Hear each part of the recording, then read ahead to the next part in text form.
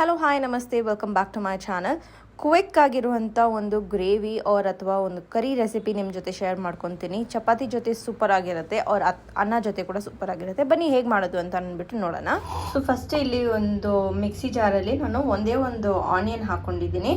ಇದಕ್ಕೆ ಒಂಚೂರು ಜೀರಿಗೆ, ಒಂಚೂರು ತೆಂಗಿನಕಾಯಿ, ಒಂಚೂರು ಮೆಣಸಿನ್ಕಾಯಿ. ನಾನಿಲ್ಲಿ ಬರ್ಡ್ ಐ ಚಿಲ್ಲಿ ಅಂತ ಇದು ಯೂಸ್ ಮಾಡ್ತಾ ಇದ್ದೀನಿ. ಸಿಕ್ಕಾಪಟ್ಟೆ ಖಾರ ಇರುತ್ತೆ ಇದು.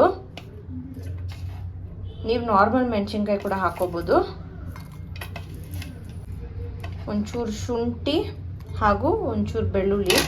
ಇದಕ್ಕೆ ಫ್ಲೇವರಿಗೋಸ್ಕರ ನಾನಿಲ್ಲಿ ಪುದೀನ ಸೇರಿಸ್ತಾ ಇದ್ದೀನಿ. ಇದು ಆಪ್ಷನಲ್ಲು, ಬೇಕಂದ್ರೆ ಹಾಕ್ಕೊಳ್ಳಿ.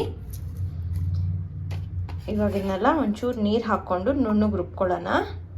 ರುಬ್ಬೇಕಾದ್ರೆ ಇದಕ್ಕೆ ಒಂಚೂರು ನಾನು ಅರಿಶಿನ ಕೂಡ ಸೇರಿಸ್ಕೊಳ್ತಾ ಇದ್ದೀನಿ. ಇವಾಗ ಚೆನ್ನಾಗಿ ರುಬ್ಕೊಳ್ಳೋಣ.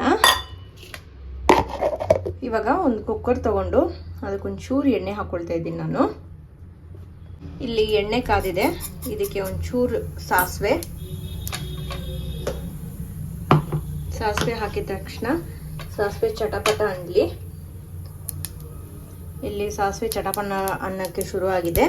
ಇದಕ್ಕೆ ಒಂಚೂರು ಕರಿಬೇವು ಹಾಗೆ ರುಬ್ಬಿರುವಂಥ ಮಸಾಲೆ. ಇವಾಗ ಇದನ್ನ ನೀಟಾಗಿ ಫ್ರೈ ಮಾಡ್ಕೊಳ್ಳೋಣ. ನಾವು ಹಾಕಿರೋ ಎಣ್ಣೆ ಮೇಲೆ ತೇಲ್ಕೊಂಡು ಬರಬೇಕು. ಇದು ಹಸಿ ವಾಸನೆ ಹೋಗೋವರೆಗೂ ಚೆನ್ನಾಗಿ ಫ್ರೈ ಮಾಡ್ಕೊಳ್ಳೋಣ. ಇದಕ್ಕೊಂಚೂರು ಉಪ್ಪು ಹಾಕ್ಕೊಳ್ಳಿ. ಫ್ರೈ ಮಾಡೋತ್ತಿಗೆ ನಾನು ಉಪ್ಪು ಸೇರಿಸ್ಬಿಟ್ಟೆ.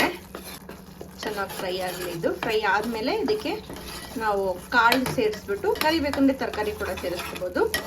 ಇಲ್ಲಿ ಎಣ್ಣೆ ಎಲ್ಲ ತೇಲ್ಕೊಂಡು ಬಂದಿದೆ. ನಾನಿಲ್ಲಿ ನೆನೆಸಿ ಮೊಳಕೆ ಕಟ್ಟಿರುವಂಥ ಹುರುಳಿಕಾಳು ಸೇರಿಸ್ಕೊಳ್ತಾ ಇದ್ದೀನಿ.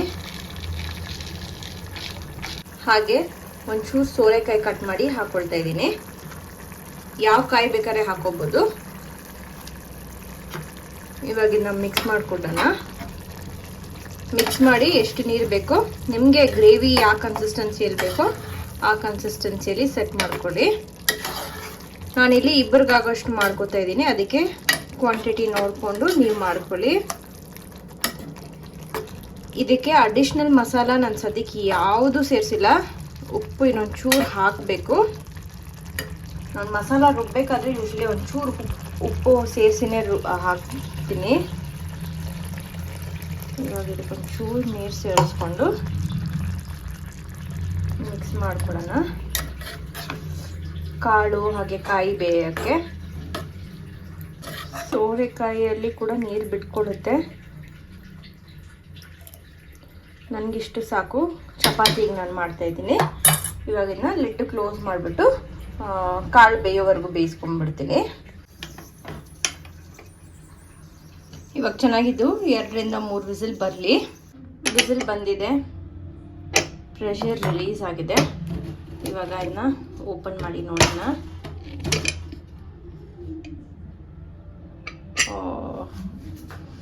ಘಮ ಮಾತ್ರ ಸಕ್ಕದಾಗಿ ಬಂದಿದೆ.